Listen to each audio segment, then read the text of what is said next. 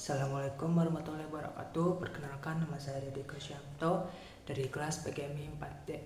Kali ini saya akan membacakan jawaban UTS pembelajaran IPA di MISD.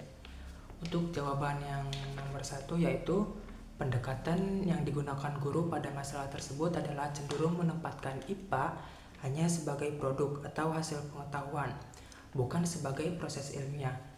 Nah, hal ini tuh terlihat pada kegiatan membaca buku, sehingga siswa hanya mampu mengingat istilah, tapi tidak paham konseptual atau proses ilmiah yang mendasarinya. Seperti mengapa air laut dapat menguap atau naik ke awan. Nah, pada hakikatnya IPA sendiri tidak hanya sebagai produk, tapi juga sebagai proses dan sikap ilmiah. Dan juga sudah seharusnya pembelajaran IPA mencakup hal seperti mengamati, menanya, mencoba, menalar, dan menyimpulkan. Nah, ketika proses ini tidak dilibatkan, maka pembelajaran menjadi tidak bermakna dan kurangnya pemahaman konseptual. Rekomendasi perbaikannya yaitu guru sebaiknya menggunakan pendekatan berbasis inquiry, seperti mengajak siswa melakukan percobaan sederhana tentang penguapan air, lalu mengajak siswa berdiskusi dan menyimpulkan hasil pengamatan. Dengan demikian, siswa tidak hanya mengetahui konsep, tapi juga paham proses terjadinya fenomena secara ilmiah. Selanjutnya yaitu jawaban nomor 2. Inquiry terbimbing dan inquiry terbuka memiliki perbedaan utama pada tingkat kemandirian siswa dalam proses pembelajaran.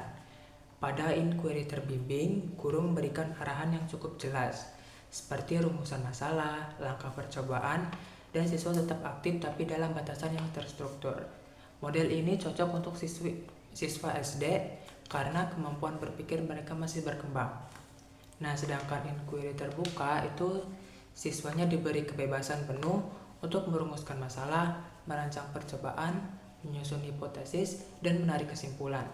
Nah, model ini tuh menuntut kemampuan berpikir tingkat tinggi. Nah, contoh penerapannya itu inquiry terbimbing tuh bisa diterapkan pada materi perubahan wujud benda, yaitu guru memberikan langkah atau percobaan, misalnya es mencair, terus juga cocok karena masih butuh arahan. Sedangkan inquiry terbuka cocok untuk pengaruh cahaya terhadap bayangan. Nah, siswa merancang sendiri percobaan dan cocok jika siswa sudah terbiasa berpikir ilmiah. Berdasarkan penjelasan tadi, siswa MISD ini masih dalam tahap berkembang, sehingga inquiry terbimbing lebih dominan cocok untuk digunakan. Selanjutnya yaitu jawaban nomor 3. Rendahnya kualitas pada saat tahap menanya menunjukkan bahwa siswa belum mengalami dorongan kuat untuk berpikir setelah mengamati video. Menurut Jean Piaget atau Piaget, belajar akan bermakna ketika siswa merasa penasaran atau menemukan hal baru. Nah, dari rasa itulah muncul keinginan untuk mencari tahu. Namun, dalam kasus ini hanya sedikit siswa yang bertanya. Jadi dapat disimpulkan bahwa video yang ditayangkan belum mampu memicu rasa ingin tahu atau kognitif siswa. Akibatnya, siswa tidak memiliki dorongan untuk memahami lebih dalam tentang sifat cahaya. Ketika guru langsung memberikan LKS dengan langkah-langkah percobaan yang sudah jadi, siswa hanya mengikuti instruksi tanpa benar-benar memahami tujuan kegiatan. Mereka hanya menyelesaikan tugas yang diberikan. Padahal dalam pembelajaran inquiry, proses seharusnya dimulai dari pertanyaan siswa. Karena dari situlah muncul keinginan untuk menyelidiki dan menemukan jawaban sendiri. Jika tahap menanya lemah, maka pembelajaran menjadi kurang bermakna. Karena siswa tidak terlibat aktif, sehingga pengetahuan yang diperoleh cenderung dangkal dan mudah lupa. Selanjutnya yaitu jawaban nomor 4. Perbedaan utama antara discovery learning dan inquiry learning dalam pembelajaran IPA terletak pada tingkat kebebasan siswa dalam proses berpikir. Discovery learning lebih terstruktur. Guru menentukan masalah dan arah penemuan, serta fokus pada penemuan konsep dan target. Sedangkan inquiry learning memberi ruang luas bagi siswa untuk merumuskan pertanyaan, merancang penyelidikan sendiri, dan menekankan pada proses ilmiah. Namun, jika diterapkan pada siswa yang heterogen, inquiry learning berpotensi menimbulkan kesenjangan. Siswa yang sudah terbiasa berpikir kritis akan aktif bertanya dan mengeksplor dirinya, sementara siswa yang pasif akan merasa kebingungan. Oleh karena itu, secara evaluatif saya memilih discovery learning karena model ini memberikan keseimbangan antara keaktifan siswa dan bimbingan guru.